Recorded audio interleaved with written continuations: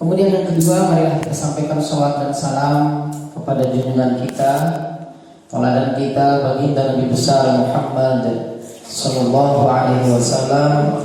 Allahumma shalli ala sayyidina Muhammad wa ala ali sayyidina Muhammad. Bapak Hijrah dan mahasiswa yang kami hormati, yang pertama kami dari jajaran pimpinan Sekolah Tinggi Ilmu Syariah Darul Falaq begitu mengapresiasi ya dengan setinggi-tingginya kepada Bapak Hijrah khususnya dan kepada semua hadirin dan hadirat, mahasiswa dan mahasiswi yang berkesempatan hadir mengikuti acara seminar 2 jam memahami ekonomi syariah bersama Bapak Ustadz Hijrah MAI. Ini adalah kegiatan yang cukup luar biasa. Ini adalah kegiatan yang cukup menarik ya bagi seluruh mahasiswa Sekolah Tinggi Ilmu Syariah Darul Falaq, karena ini adalah kegiatan yang langsung sinkron atau connect dengan jurusan Anda sebagai mahasiswa Sekolah Tinggi Ilmu Syariah Darul Falaq.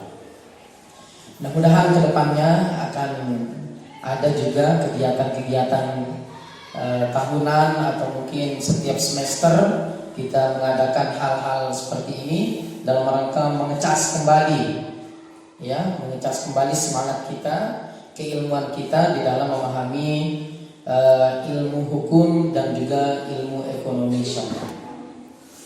Kemudian tema yang diangkat ini cukup menarik ya, karena memang ini adalah keilmuan yang seharusnya mahasiswa paham terkait dengan ekonomi syariah, dan nanti akan dijelaskan dengan dengan secara luas oleh Mr. Hijrah terkait dengan bagaimana keilmuan terkait dengan hukum ekonomi syariah ini. Kalau kita berkaca dari baginda Rasulullah Sallallahu Alaihi Wasallam, beliau adalah contoh, beliau adalah uswatun hasanah, suri toladan yang tidak hanya dalam bidang pendidikan, tidak hanya beliau menjadi suri toladan dalam bidang dakwah, tidak hanya beliau menjadi suri toladan dalam bidang sosial, tidak hanya beliau menjadi suri toladan dalam bidang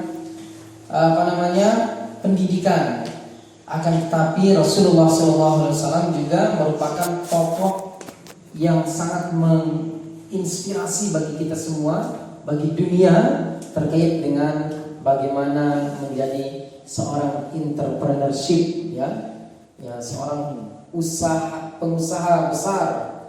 Karena Rasulullah SAW dari sejak kecil beliau sudah diajar bagaimana berbisnis.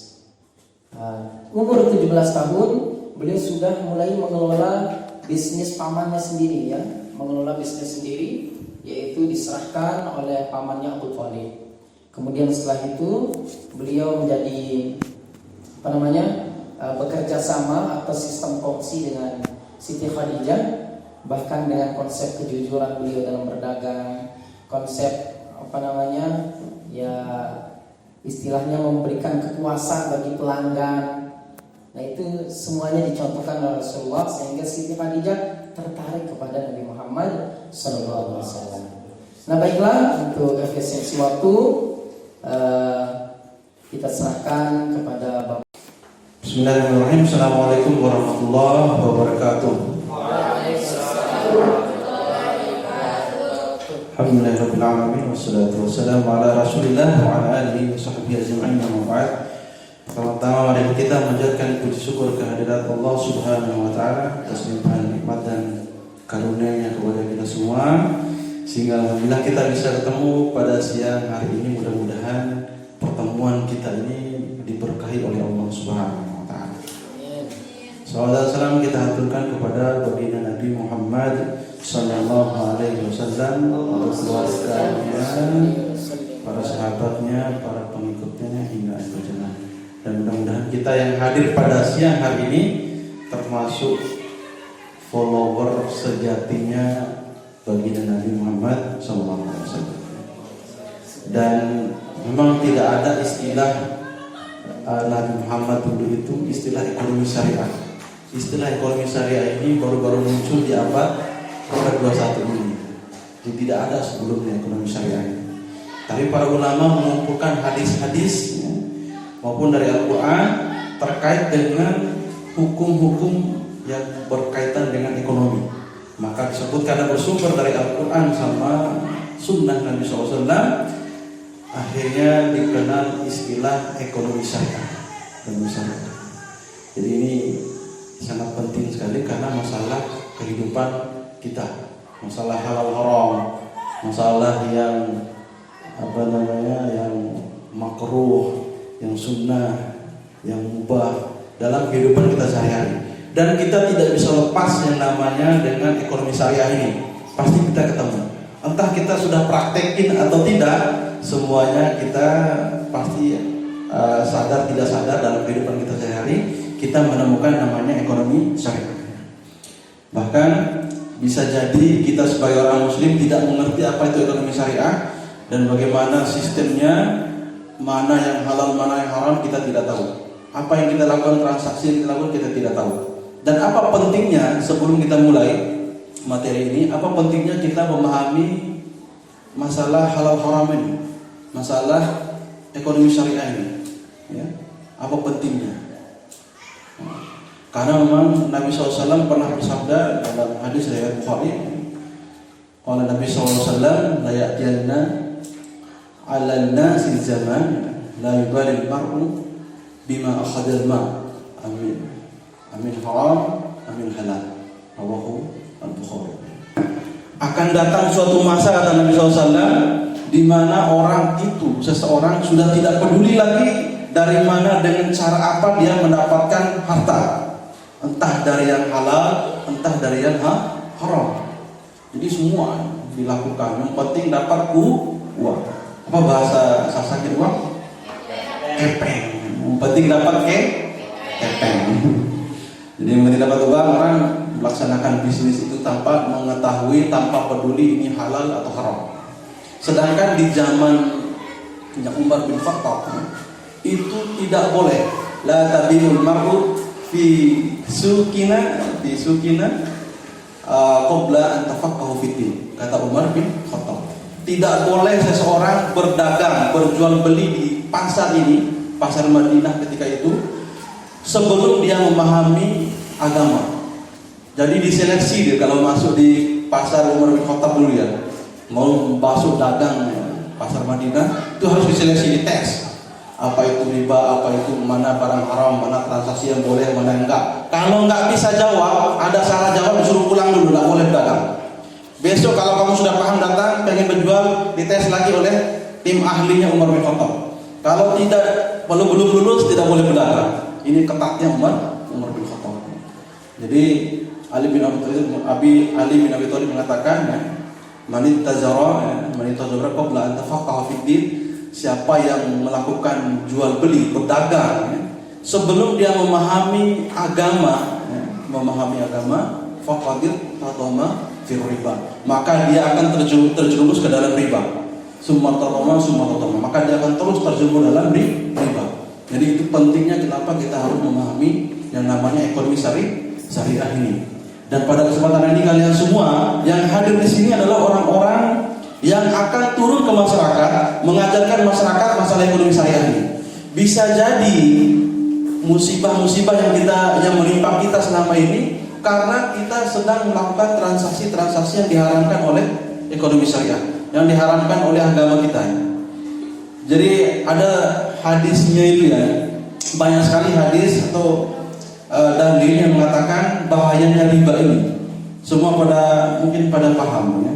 Salah satunya itu idza zahara zina wa riba fi qaryatin faqad ahallu bi nafsihi azabullah. Itu hadis riwayat Hakim. Jadi kalau seandainya setelah terang orang yang melakukan zina kemudian terang-terang melakukan riba, maka secara sengaja dia sudah menghalalkan dirinya untuk diazab oleh Allah Subhanahu wa taala. Ini hadisnya sahih. Jadi kalau saya ini riba ya sudah terang-terang, sudah nggak ada yang larang, biasa saja maka dia akan diazab oleh Allah Subhanahu wa taala. Dalam hadis yang lain dikatakan, "Idza tabayatum bil 'ainah fa akhadhtum aznab al-baqar wa raditum bil zar'i wa taraktumul jihad sallallahu alaikum zullan la tanzi'u hatta tarji'u ila dinikum." Kalau seandainya riba itu sudah merajalela, ainah, kemudian orang senantiasa senang dengan kegiatan mengembala, kemudian bahagia dengan melakukan pertanian, senang mencari harta, maksudnya senang mencari harta, kemudian taraktumul jihad, dan kalian meninggalkan jihad, sallallahu alaikum zullan, maka kalian akan ditimpakan oleh Allah Subhanahu wa taala dengan kehinaan. La yanzilu hatta tarji'u ila dinikum. Tidak akan diangkat kehinaan ini sampai kalian kembali ke agama kalian. Itu kata Nabi SAW. Oh, lihat negara kita ini, di mana-mana ya, negara muslim, negara kita termasuk, banyak sekali kehinaan. Karena memang riba sudah terbiasa saja. Orang main dengan riba biasa saja. Orang main dengan ini sudah biasa saja. Orang melakukan transaksi yang halal haram sudah biasa saja, yang haram. Yang jual minuman keras biasa saja. Yang melakukan zina biasa saja. Orang ciuman-ciuman di pinggir jalan sudah biasa saja. Maka itu akan ditimpakan kehinaan oleh Allah. Dan tidak diangkat kehinaan tersebut sampai kita kembali kepada syariat, kepada agama kalian, yaitu Islam. Dan bahkan kata Ibnu Abbas ini ya, ada yang kenal Ibnu Abbas? Nia kenal? Nova kenal Ibnu Abbas ya? Ibnu Abbas, Abdullah bin Abbas, sepupunya Nabi itu ya, yang didoakan Nabi SAW ya, Allahumma faqihhu ad-din. Ya Allah, pahamkanlah dia tentang agama. Itu didoakan Nabi. Makanya Ibnu Abbas termasuk ahli agama, ahli hadis, ahli Al-Quran, dari sumber gurunya para tabi'in. Apa dia mengatakan? La yuqbalu salatan mar'i fi jawfihi haram. Kata beliau ini ya, tidak diterima sholat seseorang itu kalau dalam perutnya ada barang haram.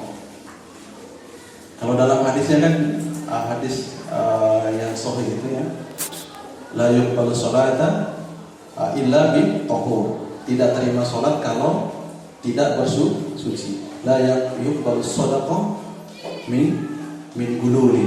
Yang tidak diterima sedekah itu dari barang-barang haram. Ini maling ini ya. Ceritanya siapa di Inggris tuh? Robin Hood, maling ya. Kemudian dia kasih sedekah kepada orang-orang yang tidak mampu. Secara logika ini bagus ini ya, mencuri harta orang kaya yang dikasih kepada orang miskin. Tapi secara syariat kita itu hukumnya haram. Tidak bisa diterima sedekah itu. Ada misalkan Haikal pengen jadi Robin Hood, maling jadi bank, langsung ini dalam rangka kegiatan sosial. Saya tidak makan barang terus 1 rupiah pun, tapi saya bagi-bagi ke orang itu sedekah. Malah sedekahnya itu menjadi dosa. Ini harus kita pahami. Banyak sekali hukum-hukum yang menyebabkan kita ini dihinakan oleh Allah Subhanahu wa taala sampai kita kembali. Karena perintah untuk makan makanan yang halal, makanan yang thayyib itu sama perintahnya Nabi kepada kalian. Semuanya seperti dalam Al-Qur'an itu dikatakan, ya ayyuhar rusul kulu min thayyibati wa amalus shalihan. Wahai para rasul, makanlah yang baik-baik dan lakukanlah amalan-amalan soleh. Sama juga di surat yang lain, ya ayyuhalladzina amanu kulu min thayyibati ma razaqnakum. Makanlah dari yang baik-baik apa yang sudah direzekikan pada kalian. Sungguhnya sampai Nabi pernah bersabda, Jakarul rajul yutilus safar ya. Asa Abu-Bakar yamuddu yadayhi ila sama ya Rabb wa mad'u haram wa madbasu haram wa mashrabu haram wa ghuziya bil haram wa anna yustajabu lidzalik. Ada diceritakan sama Nabi, ada seorang laki-laki sedang safar perjalanan panjang, kemudian dia memakai bajuan-bajuan yang compang-camping penuh dengan debu, kemudian dia mengangkat tangannya setinggi-tinggi, dia mengatakan ya Rob, ya Rob.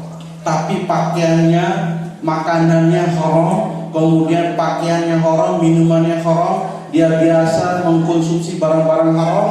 Bagaimana mungkin dia bisa dikabulkan oleh Allah Subhanahu wa taala? Nah, inilah fungsinya kenapa kita harus memahami apakah barang yang kita makan ini halal apa haram. Ini barang subhat apa enggak? Barang subhat apa enggak? Itu perlu kita memahami ini. Maka ini tugas adik-adik sekalian, teman-teman sekalian, nanti ketika turun ke masyarakat dari sekarang, ajarkan orang tua kita, ini halal, ini haram, ini haram, ini halal, ini boleh, ini tidak, ini boleh, semua diajarkan oleh kalian semua. Maka perlu kita memahami yang namanya ekonomi syariah. Apalagi yang semester 1 sekarang, ini masih muda, pelajari ekonomi syariah dengan baik dan benar, biar turun ke masyarakat sebagai tokoh pemuda yang akan menjelaskan tentang ekonomi syariah kepada masyarakat. Ini halal, ini haram, ini boleh, ini tidak boleh, ini hukumnya ini goror, ini namanya judi, ini namanya undi nasib dan sebagainya. Itulah beberapa hal kenapa kita perlu memahami yang namanya ekonomi syariah. Karena berkaitan dengan perut ujung-ujungnya ini ya. Nanti hati-hati dengan makanan-makanan kita. Dalam sebuah hadis katakan innahu kanu lahmun nabata min siftin illa kana naru aulabihi. Tidaklah tumbuh daging itu dari barang-barang yang haram kecuali neraka lah yang berhak membakarnya. Itu ya haikalnya. Jadi hati-hati. Cari benar-benar kita kerja barang-barang yang halal, semuanya yang haram halal. Kalau ada orang tua kita, saya pernah gitu ya punya teman di Kediri ya, sebelum Kediri itu dia bapaknya ini pedagang petani tembakau ya, petani tembakau. Tapi dari hasil tembakau tersebut dia kuliahkan anaknya di Madinah. Pulang-pulang anaknya mengharamkan tembakau. Padahal dia sekolahnya pakai uang tembakau. Akhirnya orang tuanya berhenti bisnis tembakau. Ini keberkahan akhirnya dari. Dan sekali lagi saya menceritakan satu kisah ya dari Habib Bahar. Pernah dengar Habib Bahar ya? Pernah dengar? Habib Bahar yang lantang suaranya itu ya. Itu dia bercerita ketika suatu podcast ya, ditanya oleh penanya dalam situs tersebut, wahai Habib Bahar, apakah engkau pernah bermimpi dengan bertemu dengan Rasulullah? Dia bilang seperti itu. Habib Bahar mengatakan tidak pernah. Kemudian ditanya oleh yang nanya tadi, yang sebagai moderator, kira-kira kenapa Gus Bahar? Habib Bahar, kenapa nggak pernah bermimpi ketemu dengan Rasulullah? Karena saya ini perokok, katanya ini Bahar. Dan Rasulullah itu sangat benci kepada orang yang rokok. Mana dalilnya? Dia ceritakan seorang wali di Yaman. Dia menceritakan wali dari Yaman. Kemudian wali tersebut suatu hari bermimpi ketemu dengan Rasulullah. Dan dia melihat Rasulullah itu pengen masuk ke suatu rumah yang dalam rumah tersebut lagi dibacakan maulid Nabi. Lagi hari maulid itu ya. Ini dalil bahwa lagi maulid, bacakan maulid, datang Nabi itu benaran gitu. Ini wali yang bahkan tingkatan wali ini saya lupa namanya, bahkan pernah melihat Nabi secara langsung pakai mata telanjang, bukan dalam mimpi, dalam keadaan sadar. Saking tinggi makomnya. Saya pengen masuk sana karena sedang dibacakan maulid. Tapi karena saya melihat ada sebagian dari mereka di kantongnya ada tembakau, makanya saya tidak jadi masuk. Ini cerita dari Habib Bahar. Maka oleh karena itu Habib Bahar berdoa, mudah-mudahan sebelum saya mati katanya saya berhenti merokok. Bisa jadi itu barang walaupun ada yang memakruhkan, ada yang membolehkan, ada yang memakruhkan, tapi untuk jaga-jaga yang belum merokok jangan sampai suka merokok. Alhamdulillah saya tidak pernah merokoknya. Kita lanjut ya. Ini kita bahas ekonomi syariah ya. Nama saya Hijrah, AMD SPDMH. AMD-nya ini 2 tahun setengah saya ambil bahasa Arab dan studi Islam. SPD-nya ini keguruan, MHE-nya hukum Islam. Kebetulan saya pernah kerja di bank syariah, di salah satu bank syariah di Mataram yang masih hidup sampai sekarang, namanya Bank Muamalat. Itu saya 6 tahun. Dan memang selain saya sambil belajar teori, itu langsung praktek. Makanya saya pengen dengan pengalaman saya ini, saya pengen berbagi kepada adik-adik sekalian. Mudah-mudahan dengan ini kalian bisa menambah wawasan terkait dengan ekonomi syariah sebagai modal awal. Sebelum itu kita akan bahas 5 sistem ekonomi dalam kehidupan kita sehari-hari. Yang kita lihat, yang pertama sistem ekonomi tradisional, kemudian sistem ekonomi liberal atau kapital, kemudian sistem ekonomi komando, kemudian campuran komando plus liberal, kemudian yang terakhir adalah sistem ekonomi Islam. Siapa yang paham, yang tahu sistem ekonomi tradisional? Ada yang tahu? Apa? Angkat tangan. Ada?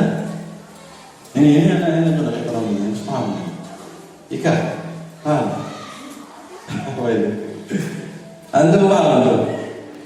Apa itu sistem ekonomi tradisional? Nggak tahu.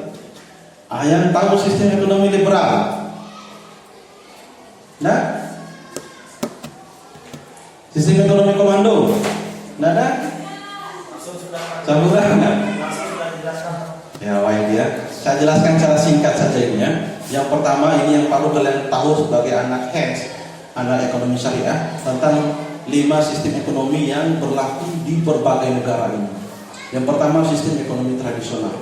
Ini masih berlaku di Indonesia, beberapa daerah yang itu masih tradisional transaksinya, yaitu sistem tukar menukar barang. Jadi kalau orang pengen beli beras, ditukar dengan ubi, gitu ya. Ditukar dengan tebu, ditukar dengan kacang kedelai dan sebagainya. Ini namanya konsep sistem ekonomi tradisional. Jadi sederhana saja, mereka tidak mencari keuntungan, hanya mencari kebutuhan hidup saja. Pengen makan beras, dia ini petani kacang, tinggal tukarin kacangnya dengan beras. Orang yang punya petani beras, pengen makan kacang, dia tukarin berasnya dengan kacang. Inilah sistem ekonomi tradisional. Kemudian yang kedua, sistem ekonomi liberal atau kapital. Ini sistem ekonomi bebas. Sistem ekonomi kebebasan. Jadi orang swasta itu bebas mengelola apapun sumber perekonomian di negara tersebut, bebas. Ini adalah yang dianut oleh negara-negara kapital seperti Amerika, Cina, Inggris, dan Eropa, termasuk Australia dan sebagainya, negara-negara non-muslim. Dan inilah yang membuat ketimpangan antara yang miskin semakin miskin, yang kaya semakin kaya. Kayak hukum rimba, siapa yang kuat dialah yang dapat. Siapa yang pintar dialah yang akan menguasai perekonomian. Siapa yang hebat, unggul, dialah yang akan menguasai lebih kaya. Sedangkan yang miskin tidak mampu, dia tetap miskin, bahkan lebih buruk lagi kehidupan. Dan ini dianut oleh negara Amerika dan sekitarnya, Inggris, Cina. Orang-orang komunis itu menggunakan, negara-negara Eropa. Kalau Cina lain. Kalau Cina menggunakan sistem ekonomi komando.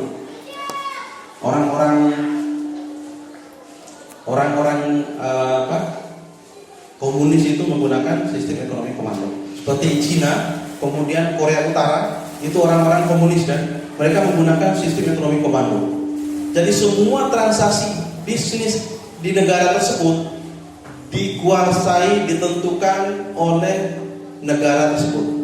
Tidak bisa kita bebas sembarangan mau jual apa. Jadi harus di bawah disuruh oleh pemerintah. Jadi itu juga Korea, nggak bisa kita berkreasi. Kalau tidak disuruh oleh negara, nggak boleh kita negara. Itu komunis. Tapi sistem komunis ini positifnya itu mereka yang menyuapi rakyat, nyuapin rakyat ini. Pokoknya kalian barang ini kalian bikin barang ini, dagang ini, dagang ini, dagang itu. Nanti kita beli kembali, kita jualkan ke masyarakat seluruh dunia. Makanya barang made in China itu paling banyak sedunia. Bahkan di Arab, di Makkah itu, kata orang-orang yang sudah pernah sana, itu tasbih saja itu made in China, sajadahnya made in China. Saya pernah ke Australia dulu, tahun 2009. Beli gantungan kunci saja, yang itu gantungan kuncinya binatang kanguru itu loh, yang khas dari Australia, binatang kanguru. Itu saya tulis, saya bakal beli gantungan kunci itu karena tulisan di bungkusannya made in China. Masa saya ke Australia beli barang dari China? Hanya saya cari benar-benar barang oleh-oleh itu yang buatan dari Australia, biar ada rupanya kita ke Australia ya. Bukan sombong ini, tapi pengen membanggakan diri. Tapi dulu saya seperti ada studi banding ya, setengah bulan. Dan ternyata orang Australia yang kesini ini adalah sampah-sampahnya Australia. Ya. Oh ya, tapi yang di sana ya bagus-bagus. Padahal pantainya bagus-bagus sana itu, bersih, tidak ada sampah di jalan itu, nggak ada satu biji pun tidak ada. Ya. Saking bersihnya di Sydney Australia itu, saya di Sydney bersih sekali itu.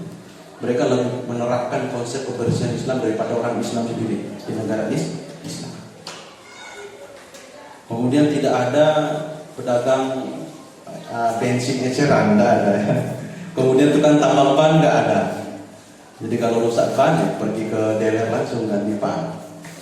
Tidak ada tukang servis elektronik.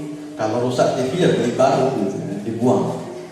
Itu orang-orang negara maju. Kalau kita sepanjang jalan tuh bensin eceran, yang penting halal. Kalau kita seperti itu ya. Itu juga di Malaysia itu. Makanya kita dianggap rendah. Menurut orang Malaysia itu, orang yang jadi pembantu rumah tangga, pekerja kebun, kemudian tukang tambal ban, tukang bensin eceran, itu pekerjaan orang rendahan bagi mereka di sana. Dan siapa yang mau, ketika mereka melihat hanya orang-orang Indonesia yang mau ngambil pekerjaan mereka itu, maka mereka sangat merendahkan orang Indonesia. Pekerjaan mereka anggap rendah, tapi dianggap mulia bagi kita. Yang penting halal. Ini komando ya. Jadi semua negara yang atur, kendali, mau jual apa, mau ekspor apa, semuanya dikendalikan oleh negara. Tidak bisa berkreasi, otaknya buntu ya. Tapi disuapin kita sama negara. Kalian produksi apapun kita beli, diambil oleh negara dengan harga negara. Makanya barang-barang Cina, ibu-ibu rumah tangga di sana, tidak ada yang keluar rumah. Semua HP kita HP Cina. Apa ya HP-nya? Saya lupa, saking bagusnya HP saya. Pokoknya HP Cina ini ya, itu diproyeksi, dibuat oleh ibu-ibu rumah tangga itu ya, di Cina itu. Dan khusus apalagi di Hong Kong. Di Hong Kong nggak ada kemacetan karena orang home industry, ibu-ibu rumah tangga nggak ada yang Jadi petugas pemerintah yang keliling ke kampung-kampung ya, untuk mengambil barang-barang tersebut. Dikumpulkan semua, dibeli oleh negara, atau negara jualin dulu nanti dibayar belakangan kalau sudah laku. Atau dibeli dulu oleh negara. Semua, kalian produksi ini, kata negara, produksi, tidak boleh produksi yang lain. Kalau produksi lain tidak bakal dibeli, tidak bakal diizinkan untuk dijual kemanapun. Itu negara komunis, ini sistem komando. Kalian bikin HP, semua bikin, disuruh sama pemerintah. Maka dibeli, kemudian dijual, dikirim ke Indonesia, dikirim ke Australia, dikirim ke Amerika, dikirim ke Eropa, dikirim ke Inggris, dikirim ke manapun. Makanya banyak sekali barang-barang orang Cina. Jadi itu hebatnya satu kelebihannya. Cuman mereka ini, orang komunis ini tidak suka yang namanya agama. Tidak boleh agama ikut campur urusan negara. Makanya tidak diterima di Indonesia. Karena negara Indonesia ini negara agama. Negara semua agama itu sebenarnya. Tidak Islam saja, tapi negara agama kita ini. Tidak diterima komunis karena itu. Mereka sangat anti kepada agama yang mengikut-ikut dalam masalah politik, dalam masalah pemerintahan diatur. Apalagi sistem ekonomi syariah. Apa ekonomi syariah? Tidak ada dalam negara komunis. Kemudian sistem ekonomi campuran, dan ini dianut oleh negara kita. Jadi kadang dia bersistem komando diatur oleh pemerintah, tapi kadang juga bebas.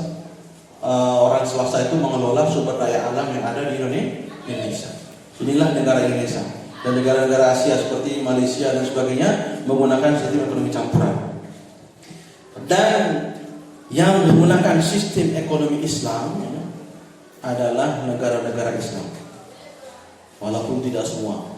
Yang konsisten sekarang adalah negara Arab Saudi. Itu digunakan sistem ekonomi syariah Islam. Tidak ada bank konvensional di sana ya. Yang ada bank syariah aja. Tidak ada istilahnya orang jual barang-barang haram, jual ini itu di sana semua dilarang. Kalaupun ada itu tersembunyi semua, ilegal. Ini yang fungsi sistem ekonomi Islam. Sistem ekonomi Islam adalah berasal dari Islam. Syariat Islam itu seperti yang kita pahami, ya, kita percepat ini. Ketetapan dari Allah Subhanahu Wa Taala, kemudian dibangun atas 3 pilar. Pertama secara akal, ya, akidah akidiyah, kemudian spirit ibadah, kemudian ketiga nizam qanuni qadari, peraturan hukum dan undang-undang. Kemudian memiliki 6 karakteristik utama rabbaniyah, atau dalam bahasa dompunya itu teistik, insaniyah kemanusiaan, sumuliyah yaitu kesempurnaan, ahlakiyah yaitu masalah akhlak, ya. Kemudian waqiyyah realistik, ya, realistis ya. Kemudian tanasub secara teratur, regularity. Ini paham nggak? Kalau nggak paham, pura-pura paham aja ya. Kemudian syariat Islam, kemudian karakteristik ya, rabbaniyah itu adalah bersifat religius, diyakini sebagai hukum yang paling adil dan sempurna serta selaras dengan kebaikan serta dapat mencegah segala kerusakan. Insaniyah itu diciptakan agar manusia derajatnya terangkat, jasmani dan rohani terjaga dan terpelihara. Sumul mengatur segala kehidupan. Jadi tidak hanya masalah ibadah, tapi dalam segala kondisi, ekonomi, politik, sosial kemasyarakatan, kemudian kenegaraan, tata negara dan sebagainya. Hukum dan peradilan ada semua. Kemudian etnik menegakkan tata sosial dan mewujudkan keteladanan dalam kehidupan manusia, melihara nilai-nilai rohani dan etika. Waqiyyah realistik, perhatian terhadap moral tidak menghalangi untuk merhatikan realitas yang terjadi dan menetapkan syariat yang menyelesaikan masalah sesuai dengan perubahan zaman, tempat, kebiasaan dan kondisi. Kemudian tanasub, bekerjanya semua individu dengan teratur dan saling bersinergi untuk mencapai tujuan bersama dalam keseimbangan. Nah, itu karakteristik hukum Islam. Kemudian motifnya tentang maslahat merupakan motif yang dominan di antara kegiatan motif yang ada. Masalah adalah parameter perilaku yang bernuansa altruisme, kepentingan bersama. Jadi masalah itu kepentingan bersama, kebutuhan. Merupakan motif dasar atau fitrah manusia, di mana manusia memang memiliki kebutuhan dasar yang harus dipenuhi. Kewajiban merupakan representasi entitas utama motif ekonomi dan ekonomi yaitu ibadah. Jadi kita ini melakukan kegiatan ekonomi dalam rangka ibadah kepada Allah Subhanahu wa Ta'ala. Jadi tidak serta-merta kita ini berekonomi dalam rangka biar menjadi orang kaya, enggak ya. Tapi dalam rangka beribadah kepada Allah. Jadi kalau kita sudah niat berekonomi ini untuk melaksanakan kewajiban dari Allah Subhanahu wa Ta'ala, maka semata-mata itu dalam rangka ibadah kepada Allah. Jadi nggak mungkin menjual barang haram, nggak mungkin melakukan perjudian, nggak mungkin melakukan riba, nggak mungkin melakukan penipuan dan sebagainya. Nah, itulah dari motif dari ekonomi syariah. Kemudian prinsip utamanya menjalankan usaha yang halal, ya jelas ya. Nggak mungkin kita disuruh menjual barang-barang yang haram. Kemudian hidup hemat dan tidak bermewah-mewahan. Jadi dalam ekonomi ini kita hidup biasa-biasa saja, tidak bermewah-mewahan. Karena memang bahaya ini bermewah-mewahan. Kita kalau para sahabat dulu mencari uang sebanyak-banyaknya dalam rangka berinfak di jalan Allah Subhanahu wa Ta'ala. Bukan untuk kemewah-mewahan. Beli mobil, kalau sudah punya mobil beli mobil yang baru. Sudah punya mobil yang bagus pengen beli pesawat. Sudah punya pesawat pengen beli apa. Semua enggak selesai-selesai. Dan kata Nabi SAW, tidak ada yang bisa menghentikan manusia untuk masalah keinginan ini kecuali dia sudah dimasukkan dalam tanah. Kemudian pelaksanaan zakat. Dengan pergiatan ekonomi ini maka akan semakin lancar perjakatan. Masalah zakat jadinya lancar.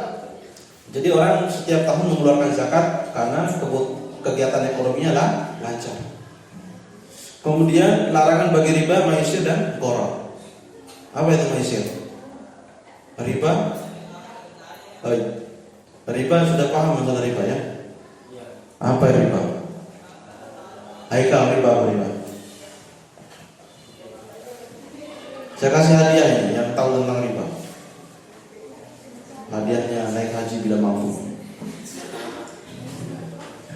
Apa Haikal? Riba itu apa? Ini konsep penting dalam Islam. Ada? Antum? Zalit ini. Zalit. Mana itu? Apa riba? Riba adalah, masa nggak ada yang tahu nih? Hah? Riba. Yang perempuan. Yang depan. Tahu riba? Riba itu rindu perang. Apa riba? Apa? Nia. Asmania. Apa riba?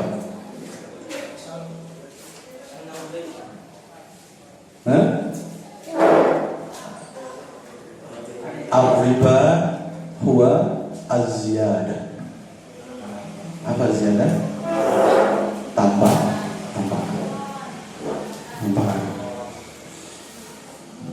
Ada namanya riba duyun atau dain, riba dain, riba hutang piutang. Kemudian ada riba baik, riba jual beli. Dua ini riba ya. Kalau dicatat nih Ustaz, catat ya.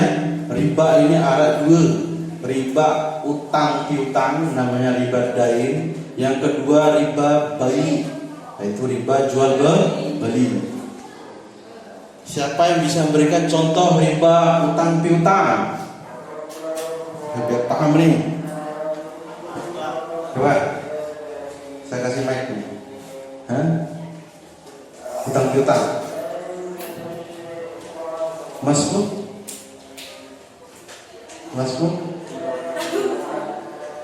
Siapa namanya? Maya. Manusia yang penuh kasih sayang, Maya.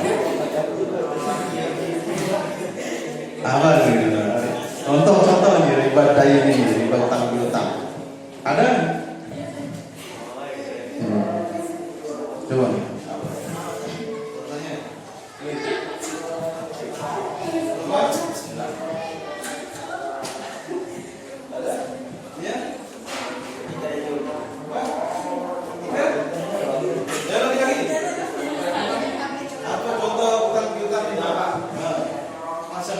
Misalnya kayak gini contoh riba utang, riba dain, riba utang.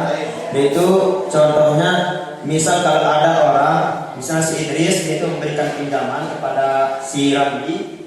Nah, misalkan dia memberi pinjaman kepada si Ramli, nah dia itu menuntut nanti kalau dibalikannya itu dia itu menuntut lebih, dia itu seperti bunga gitu. Misalnya dia memberikan pinjaman itu 2 juta, dia itu minta untuk dibalikan nanti seperti 3 juta atau 2 kali lipatnya menjadi 4 juta. Seperti itu. Ya itu namanya riba. Tepuk tangan buat saya sambil berdiri sekalian ya, sambil berdiri. Tidak apa-apa kita sampai asal. Setelah asal. Biar paham ya masalah riba, maisir sama gharar yang penting ya. Karena saya tidak mau menjelaskan secara detail masalah riba. Riba dain itu contohnya tadi, Haikal pinjam uang ke saya 2 juta, tapi saya mensyaratkan kembali 2,5 juta atau 3 juta. Maka sejutanya itu menjadi riba karena dinamakan ziyadah. Atau dikenal dengan kor itu pinjam-minjam. pinjam dengan dalil dengan kaidah kullu qardin jarra manfaat bahwa riba. Setiap yang namanya pinjam meminjam itu yang mendatangkan manfaat maka dia adalah riba. Misalkan gini, saya sama Haikal ini pinjam uang saya 2 juta, tapi saya minta kembali 2 juta pertanyaannya. Tapi Haikal selama sebelum mengembalikan uang 2 juta tersebut, dia suka traktir saya, traktir kopi, traktir teh, traktir macam-macam ya. Karena hutangnya baru terbang. Dan kejadian ini belum pernah terjadi sebelum dia berhutang. Maka kopi teh tadi adalah riba bagi saya. Karena manfaat. Seperti itu ya tambahan. Itu namanya riba dain, riba hutang-hutang. Yang kedua, riba jual beli. Siapa yang bisa menjelaskan? Riba jual beli. Riba jual beli ini terjadi ke 6 komoditi riba.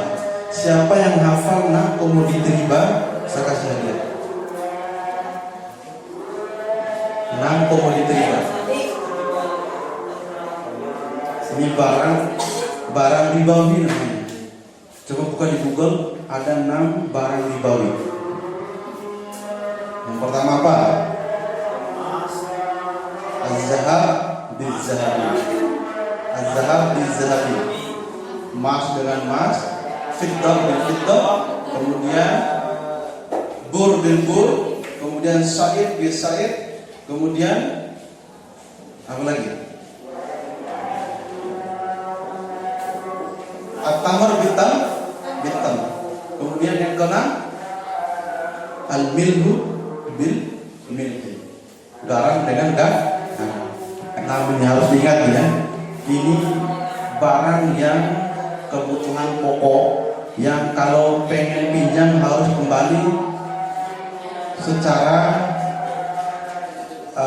sama jumlahnya. Pinjam emas ke temannya 10 gram, maka dia harus kembali dengan 10 gram.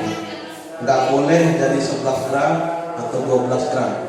Kalau lebih dari itu maka dia riba. Kemudian perak dengan perak. Kalau 10 perak diganti dengan 10 perak. Garam juga seperti itu. Garam kalau 10 kg diganti juga dengan 10 kg. Nggak boleh lebih. Kemudian kurma, pinjam kurma,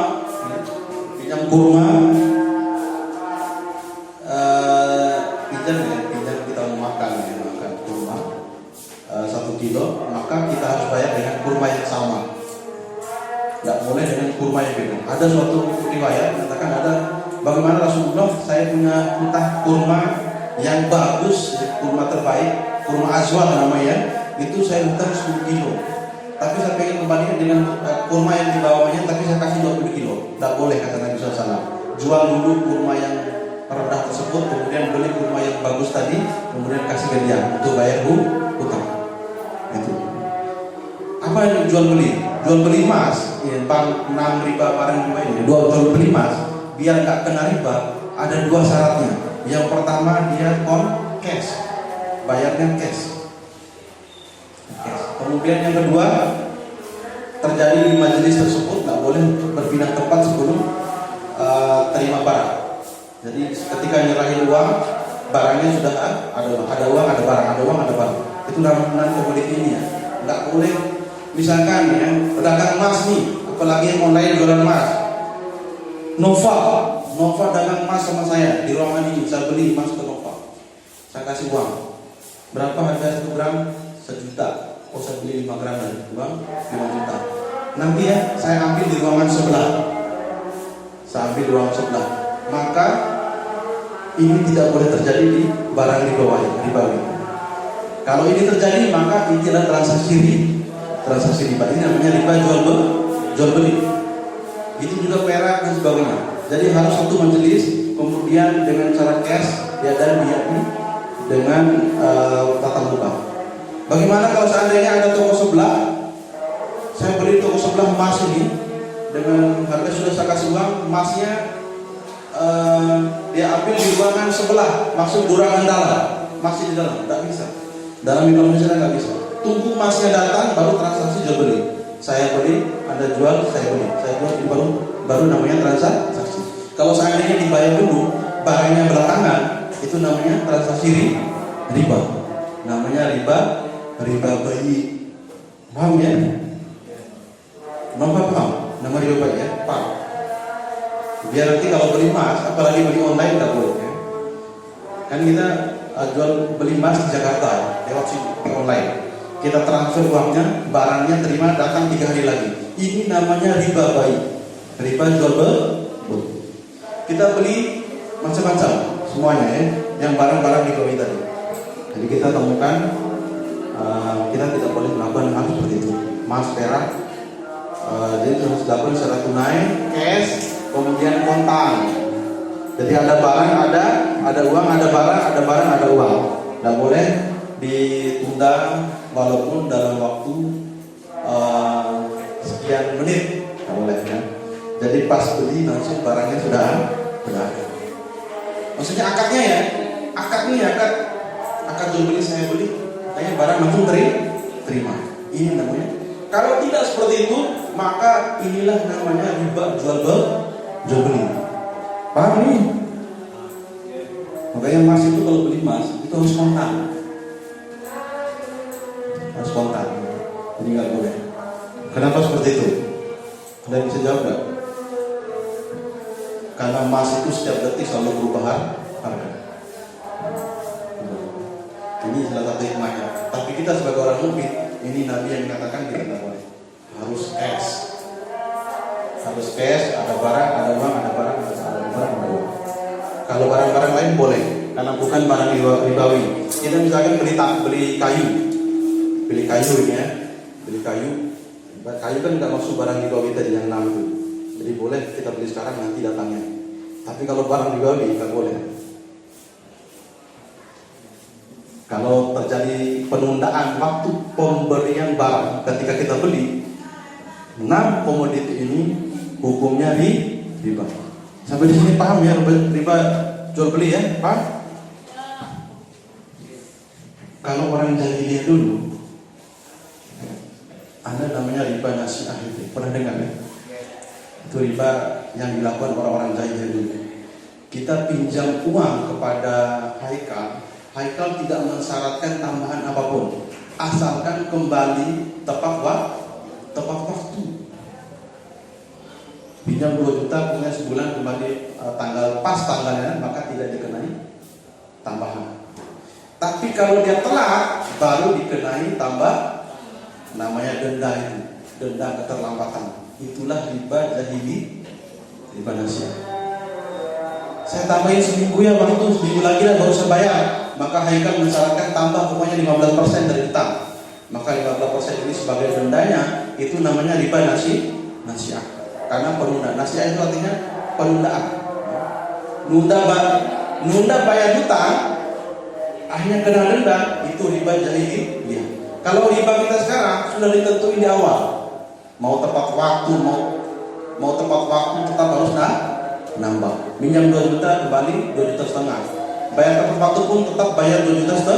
500 ribunya sebagai bunganya atau ribanya. Kemudian ditambah lagi, kalau telat tambah lagi denda. Untungnya 2 kali lipat. Kalau telat sehari sekian persen, telat 2 hari, telat sebulan sekian persen. Hanya semakin banyak. Makanya inilah yang menyebabkan krisis tahun 98 di Amerika ya. Gara-gara di Amerika ini, orang-orang yang beli perumahan di sana di Amerika itu, karena sistem bunga seperti ini, dia tak bisa bayar, akhirnya naik bunganya, akhirnya nggak bisa bayar, macetlah bank-bank di Amerika waktu itu tahun 98 itu. Efeknya kemana? Dolar akhirnya jadi naik. Kemudian naik dolar, naik juga rupiah. $1 jadinya sampai zaman Soeharto dulu sampai 25.000 gitu ya. Gara-gara bunga ini 25.000 $1. Akhirnya naik barang harga, naik harga barang, naik ini itu naik semuanya. Bahkan biaya nikah jadi naik. Setelah dia naik nih gara-gara bunga ini, ya macet perbankan, maka dia menjadi krisis. Orang tidak bisa bayar perumahan, tidak bisa bayar angsuran, itu pasti terjadi krisis. Kalau bank macet, ya, itu bisa mengganggu perekonomian seluruh negara. Apalagi di Amerika dolar kan mata uang internasional. Dolar naik, maka akan terpengaruh ke semua negara, termasuk Indonesia. Itulah makanya dampak krisis moneter waktu tahun 98 itu kena juga di Indonesia. Banyak bank itu tutup, termasuk Bank Mandiri ini sebenarnya gabungan dari bank-bank yang sudah bangkrut dulu dijadikan satu, dikumpulkan, akhirnya dia menjadi Bank Mandiri. Itu bank profesional kecil-kecil dulu ya, digabung, sudah macet semua. Sekarang Bank Syariah macet juga, akhirnya digabung menjadi satu, Bank Syariah Indonesia. Itu BRI Syariah, BNI Syariah sama Mandiri Syariah. Jadi satu sekarang kan? Karena ini terjadi kemacetan. Ini efek dari namanya bunga dari bank. Maisir judi. Paham kalau judi ya? Kemudian goror ini jual beli goror. Contohnya seperti ini. Beli kucing dalam karung. Kemudian beli buah di pohonnya. Kita taksir di pohon. Pak, saya beli ya pohon buah mangganya secara keseluruhan sebelum diturunkan ini dengan harga 5 juta ya.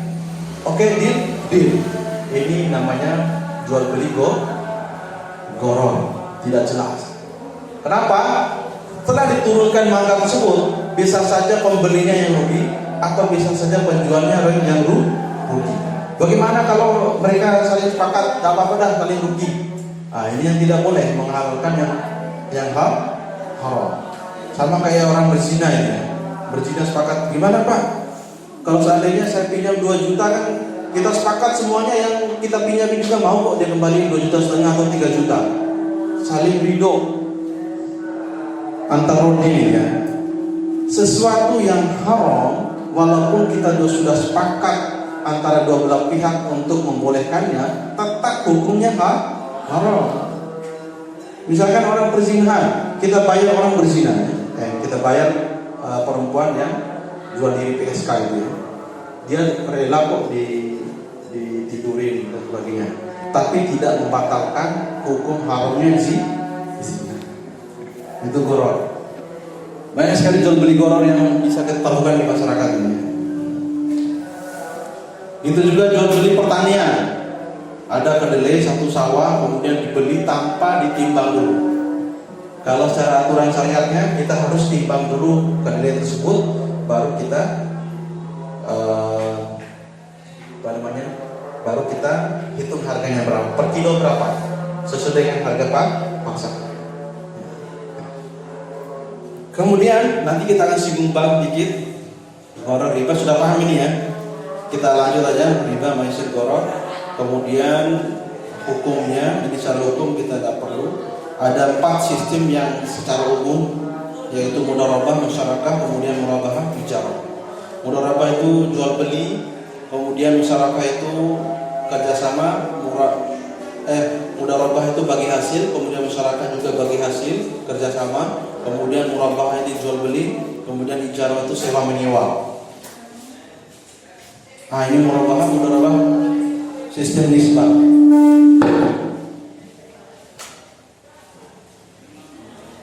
Mudharabah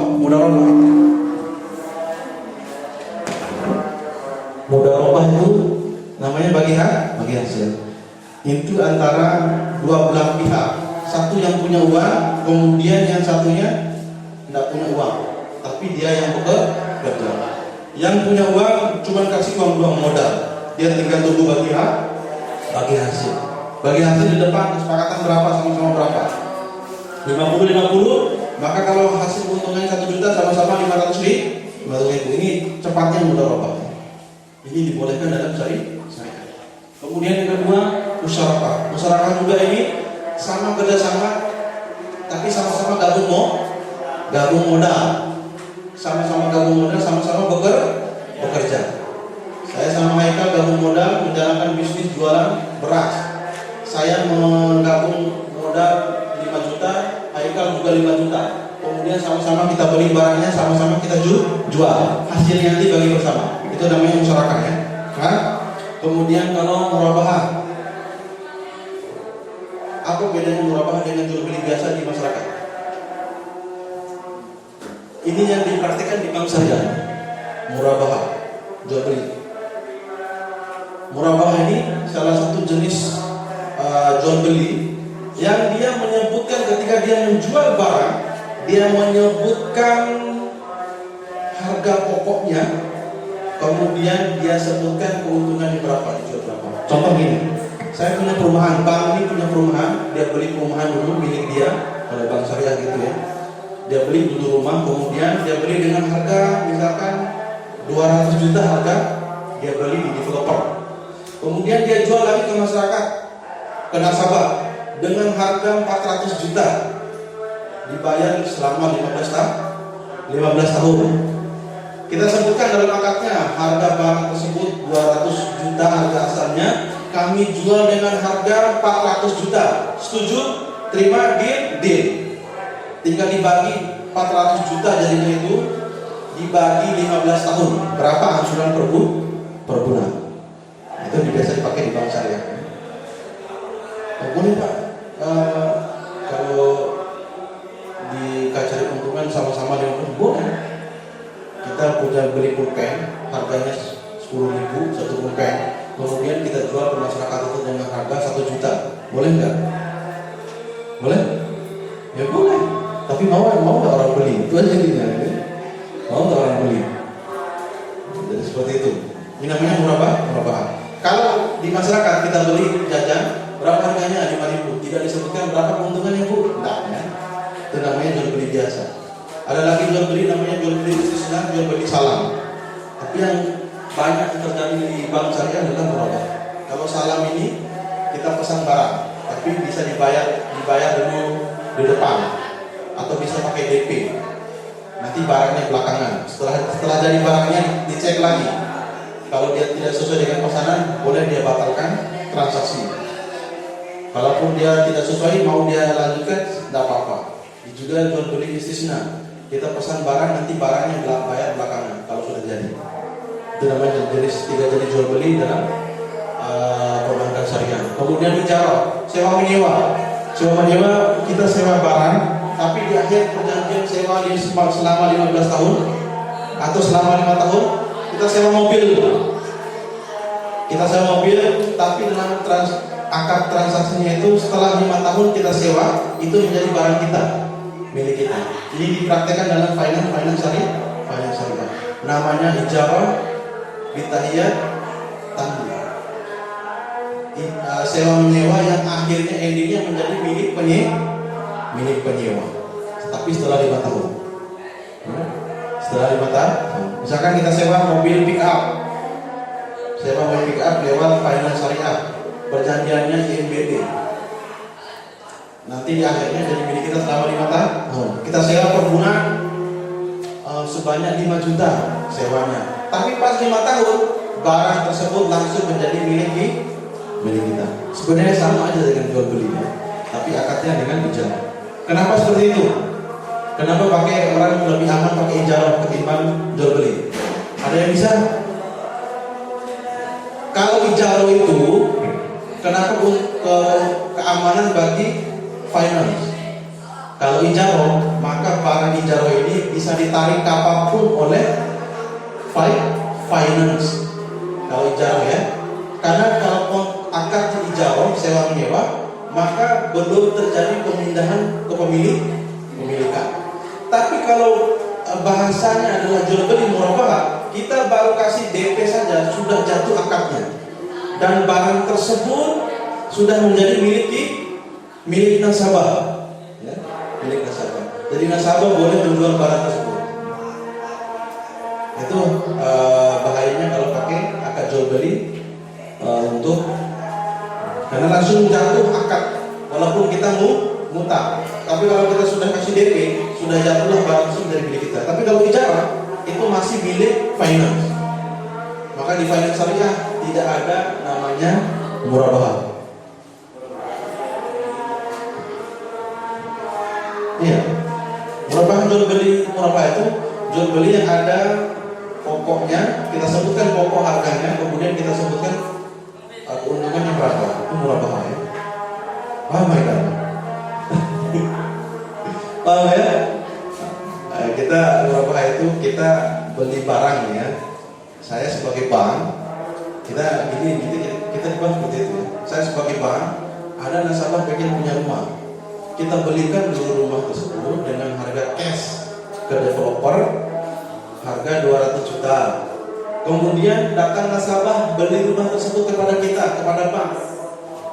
Maka dalam akadnya murabahah, maka bank menyebutkan harga pokoknya, harga belinya, kemudian dia sebutkan juga harga jual barunya, yaitu 400 juta misalkan itu, atau 500 juta. Tapi diatur selama 15 tahun. Berarti itu namanya murabahah. Itu terjadi di bank syariah. Ini dibolehkan. Dalam ayat kan dikatakan wa ahallallahu al-bai'a wa harrama riba. Dan Allah menghalalkan jual beli dan mengharamkan riba. Itu intinya. Paham sampai di sini, sampai ijarah? Paham ya? Kita percepat sekali. Ini sudah ya tadi. Sistem bagi hasil. Murabahah bagi hasil. Kita lihat ya. Mohon sabarnya. Berbagi risiko, berbagi hasil, berbagi keuntungan, berbagi risiko. Itu namanya konsep mudarabah atau musyarakah. Kalau rugi sama-sama rugi, kalau untung sama-sama untung. Tidak ada istilahnya untung terus-terusnya. Jadi kalau ada akad, seandainya ini kita pakai akad mudarabah di bank, ini yang membuat di bank syariah ini jadi batal mudarabahnya, gara-gara nasabah ini selalu untung, nggak pernah mengambil risiko rugi. Dengan adanya namanya LPS, lembaga penjamin simpanan, kita akad dengan bank syariah itu akad mudarabah. Tapi karena dijamin oleh LPS, akhirnya kita aman uang kita. Kita merasa aman. Kalaupun banknya bangkrut, uang kita tetap kembali. Maka kalau aman seperti uang kita ini, aman seperti itu uang kita, akad mudarabahnya berubah menjadi akad khol, akad utang piutang, akad pinjam meminjam. Maka berubah statusnya, ya, status. Pancasila ada 5 kan Pancasila. Salah satu syarat, misalkan sila kelimanya dihapus, bisa jadi Pancasila apa enggak? Batallah dia. Itu juga dalam jual beli dalam masalah ini. Kemudian ini namanya berbagi risiko. Kemudian nisbah. Nisbah ini maksudnya adalah kalau di bank syariah, keuntungan yang didapatkan di bank syariah tersebut.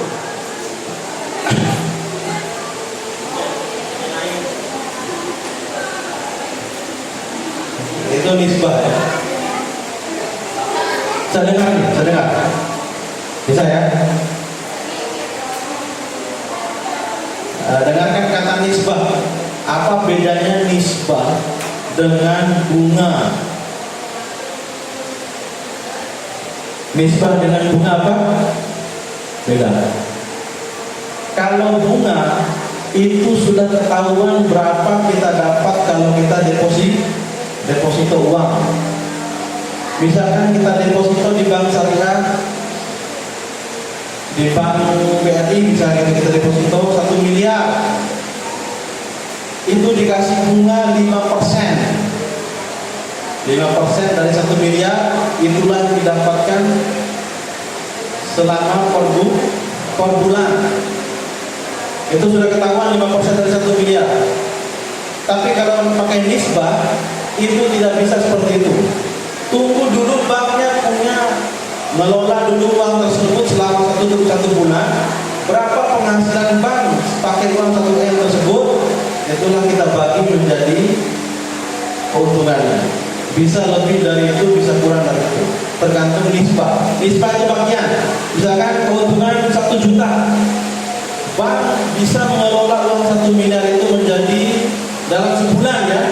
Dalam sebulan bank bisa berhasil mengelola uang 1 miliar dengan keuntungan 5 juta.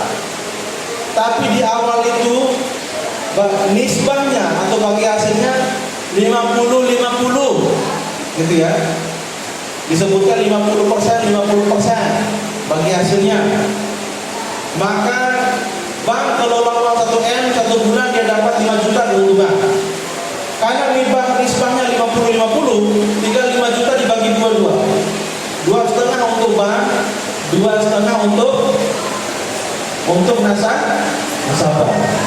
Itulah namanya bagi hasil atau nisbah. Dan sistem ini ada di sistem mudharabah bagi hasil. Kalau di bank konvensional itu pakai bunga, langsung ditentukan. Kalau deposito 1 miliar, kamu dapat 5 juta per bulan. Terserah bank itu bangkrut atau enggak, yang penting kamu dapat 5 juta. Sudah ketahuan. Kalau bank syariah, yang benar bank syariahnya tidak boleh ketahuan duluan karena pakai sistem nisbah. Ini bedanya bank syariah dengan bank konvensional. Yang pertama dari sistem di bank syariah menggunakan bagi hasil, yaitu dengan nisbah tadi. Kemudian bank konvensional menggunakan sistem bunga. Kemudian pendanaan non tabungan itu dengan yang pertama bagi hasil atau bonus. Kalau di bank konvensional menggunakan bunga.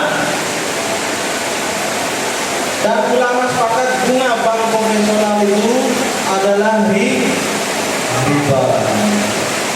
Kemudian dana dianggap sebagai titipan nasabah. Kemudian yang kedua, dana dianggap sebagai kewajiban bank pada nasabah. Yang ketiga, tidak mengenal negatif spread.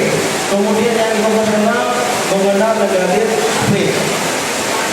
Kemudian pembiayaan untuk kredit berdasarkan jual beli.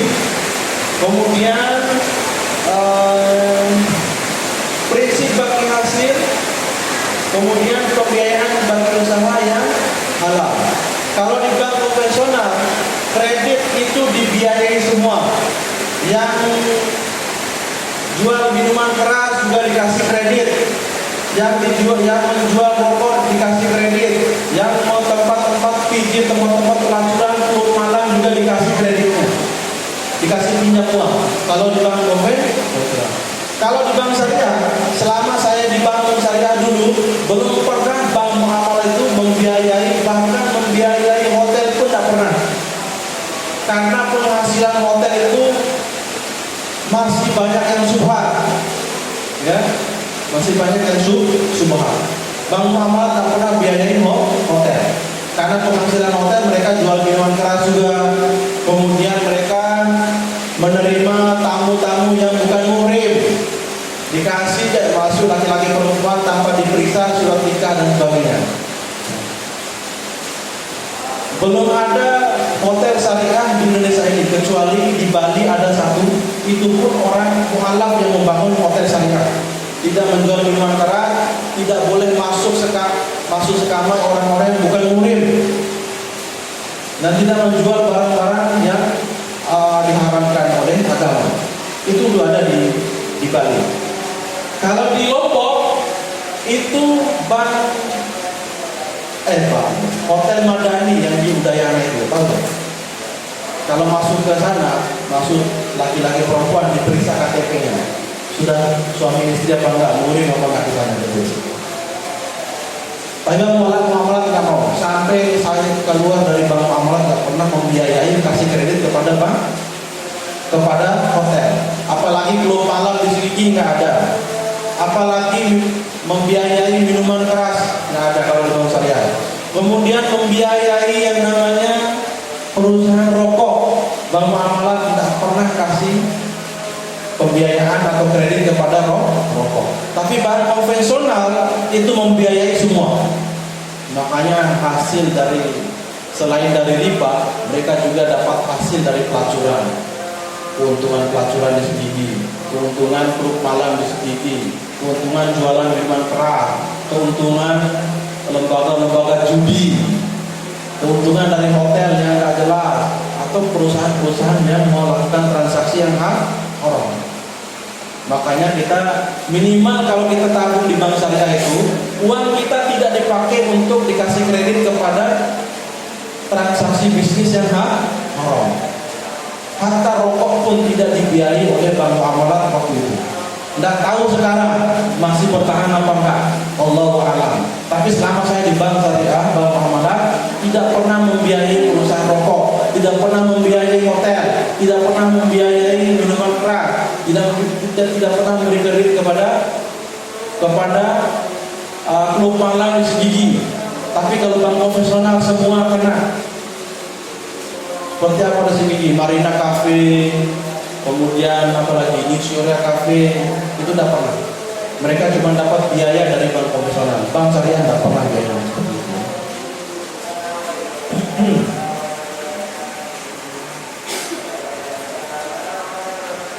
Itu poin kedua itu ya, pembiayaan bagi usaha yang halal. Kalau di konvensional bebas, yang penting mereka dapat untung, mau halal mau haram dipakai uang tersebut, itu urusan mereka sendiri.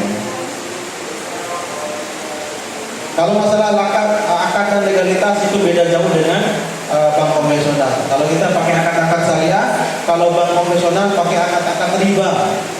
Kemudian kalau di bank syariah ada namanya Dewan Pengawas Syariah.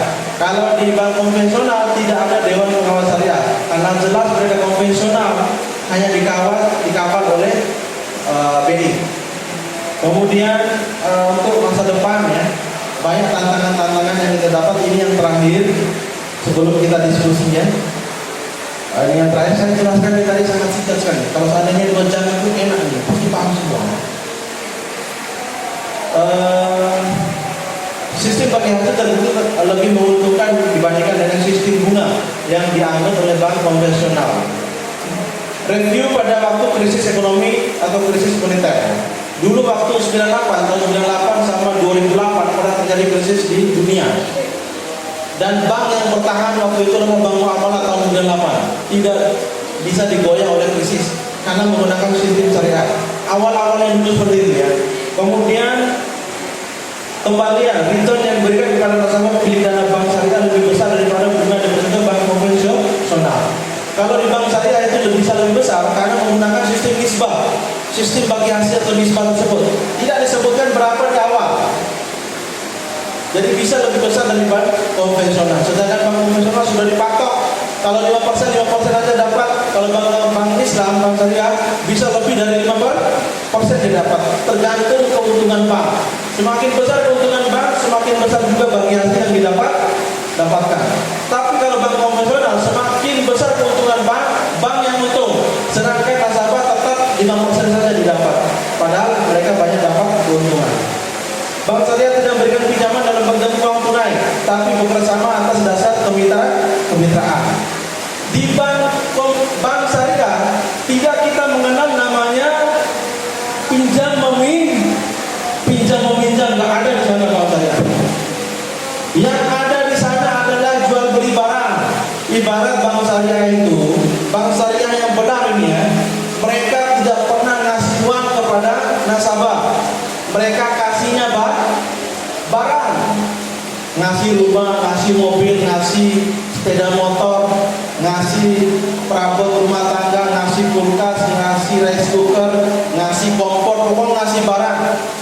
Itu prinsip pokok dari bank syariah. Nggak pernah ngasih uang. Ini kamu kasih uang, kamu pergi beli sendiri dah. Kalau ada bank syariah seperti itu, berarti dia telah melanggar akad transaksi jual beli.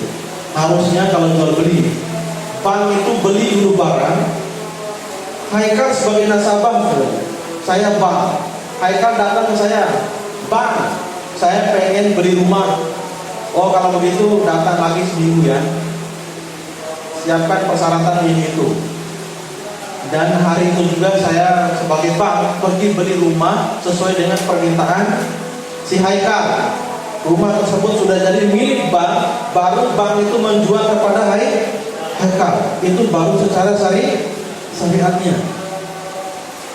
Nggak pernah itu bang saya pengen beli rumah ini, kasih saya uang dong. Oh ya, pergi beli dah rumah, pokoknya kembali sekian-sekian. Itu namanya bunga, walaupun di bank syariah.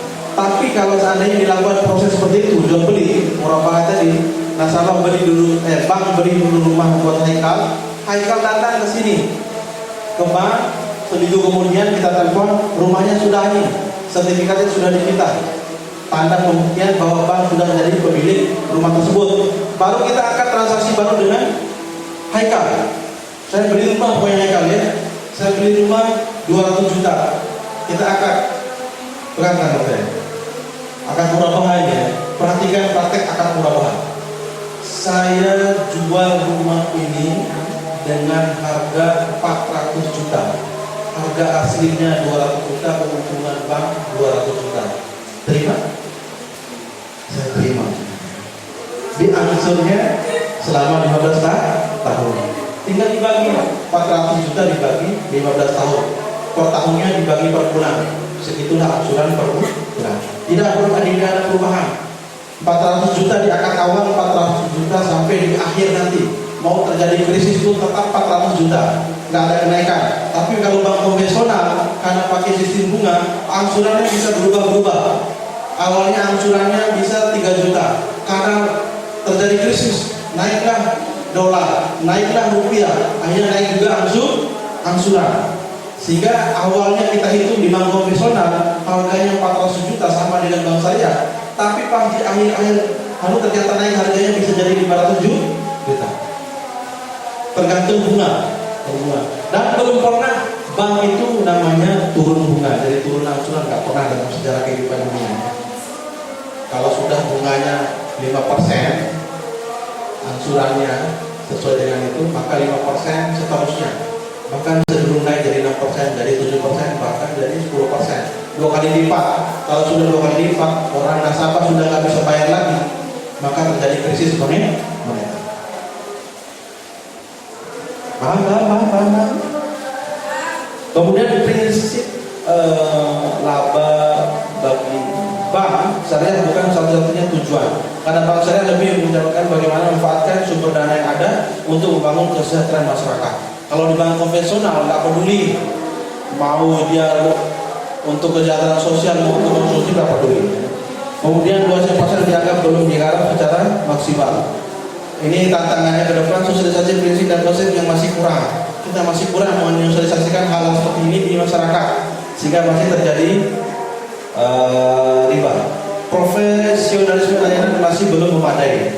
Jadi mohon maaf kalau ke bank syariah kurang layanannya. Kita nggak bisa lihat paha gratis, nggak ada di sana. Kalau bank konvensional datang, selamat datang, sudah kita bisa cuci mata. Minimal gitulah dulu ya. Walaupun masih terjadi pembatalan, batal demi hukum akad, suatu akad bisa jadi batal. Walaupun dikatakan dalam tulisan itu mudharabah, itu bisa jadi batal karena ada syarat-syarat tertentu yang merusak akad tersebut. Paham ya?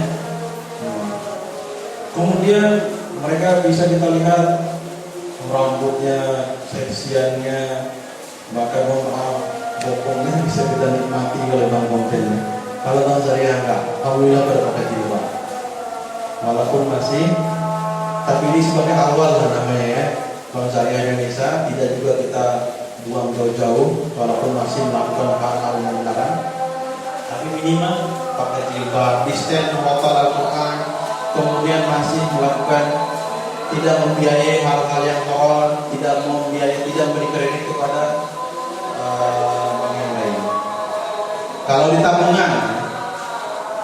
Kalau di tabungan itu kita pakai akad apa? Bagi hasil. Tabungan deposito maupun giro. Menggunakan bagi hasil. Kalau di bank konvensional menggunakan bunga. Kalau nabung di bank konvensional bunganya 2% per tahun. Kalau deposito 5%. Kalau giro cuma 1%. Kalau di bank syariah tidak ditemukan seperti itu ya. Kadang menggunakan sistem bagi hasil. Walaupun ujung-ujungnya batal bagi hasilnya. Kadang orang-orang yang tidak paham, kalau seandainya bank ini tidak mengambil keuntungan, terus keuntungannya dapat dari mana dong Pak? Ya keuntungannya dari jual beli tadi ya. Bank tidak menggunakan bunga. bank syariah tidak menggunakan bunga. Ya jelas. Dari mana dapat untung? Ya dia jual beli. Kan boleh kita jual beli. Halal. Halallahu al-bay'a wa harrama riba. Jual beli di bank sama aja Pak. Kita beli rumah di sana yang harga aslinya 200 juta kok jadi 400, sama aja 200 ya, itu kan riba juga, itu sama aja. Di konvensional juga gitu kok, sama. Itu kita beli rumah yang harga 200, kita hitung-hitung dari 400 juta juga kok, sama. Apa bedanya Pak? Beda di akadnya Pak. Beda akad. Makanya kita kalau pengen halal, apa bedanya kita berhubungan badan laki-laki perempuan dengan tanpa akad sama dengan akad? Jelas kan? Kalau kita pakai akad halal kita berhubungan, tapi kalau nggak pakai akad itu jadi haram. Gitu juga di bank syariah. Kalau akadnya halal ya halal, kalau akadnya haram ya haram. Akad riba ya haram, akad jual beli, akad bagi hasil, akad kerjasama, akad ijarah ya halal gitu. Di sanalah diambil untuk keuntungan. Paham sampai di sini? Sekarang kita masuk ke pertanyaan. Kita tambah waktu dikit ya. Ada yang mau tanya silakan. Ini udah habis. Ikan hiu makan tomat, thank you so much.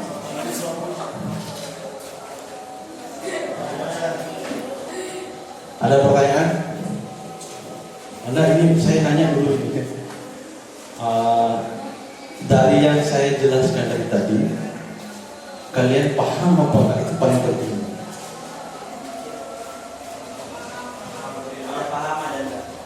Apa yang tidak dipahami? Tolong ditanya. Biar saya tahu. Nggak tahu.